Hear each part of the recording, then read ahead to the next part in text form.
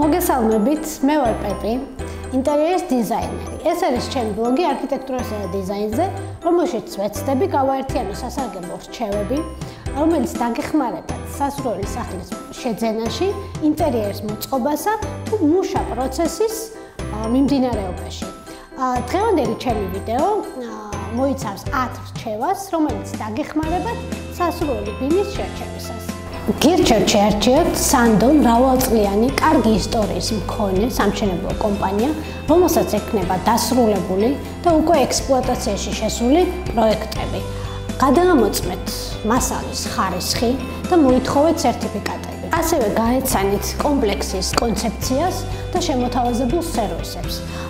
აუცილებელია იცნობდეთ პირს, რომელიც არის პასუხისმგებელი და მუდმივად შეძლებთ მათთან ურთიერთობას. ყურადღება მიაქციეთ გარემოს. უპირატესობა მიანიჭეთ სკვერებს და გამწვანებულ ადგილებს თქვენი საცხოვრებელი კომპლექსის ირგვლივ. გადაამოწმეთ საპარკინგის სივრცე. აუცილებელია კომპლექსს როგორც შიდა, ისე გარე მოხმარების პარკინგი ჰქონდეს. სწორად შეარჩიეთ სართული. პირველი სართული, როგორც წესი, კომერციული მიზნებისთვის არის გამოყენებული და ხმაურიანია. ბოლო სართულის პრობლემაა სახურავი და ტექნიკური სართულის არარსებობა. გაითვალისწინეთ, რომ სხვა სართულები უფრო ენერგოეფექტურია. ყურადღება მიაქციეთ ბინის მდებარეობას. სასურველია ბინა იყოს კუთხის ან გამჭოლი. შიდა გეგმარება სასურველია იყოს ისე, რომ ყველა სივრცეს ჰქონდეს ფანჯარა. ასევე სასურველია არ შეარჩიოთ ბინა ლიფტთან ახლოს ვიბრაციისა და ხმაურის გამო. ბინა სასურველია იყოს სამხრეთ-აღმოსავლეთით.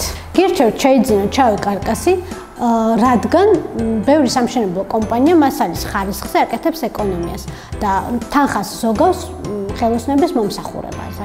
სამუშაოებს კი ასრულებს ზეპირე შეთანხმებით ტექნიკური ნახაზებისა და ფოტომასალის გარეშე. თეთრი კარკასის გაყიდვის შემთხვევაში კი მიზეზად ასახელებენ იმას, რომ უფრთხილდებიან სადარბაზოსა და ლიფტს, თუმცა მომხმარებელს უნდა ჰქონდეს არჩევანის უფლება.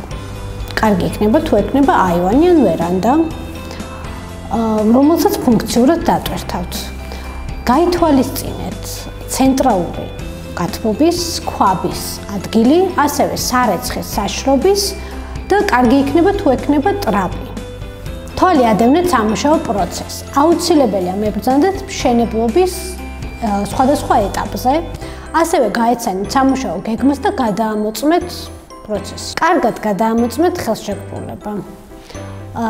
გადაამოწმეთ საბუთები, საკადასტრო კოდი და ხელშეკრულების პირობები. ჩემი ბოლო რჩევა იქნება იცნობდეთ მეზობლებს. გაითვალისწინეთ, რომ შესახლების პროცესში დასრულებული ჰქონდეთ რემონტი უმეტეს ნაწილს.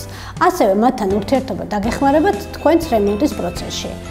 და სასურველი იქნება ზედა და ქვედა მეზობელს თუ კარგად გაიცნობთ.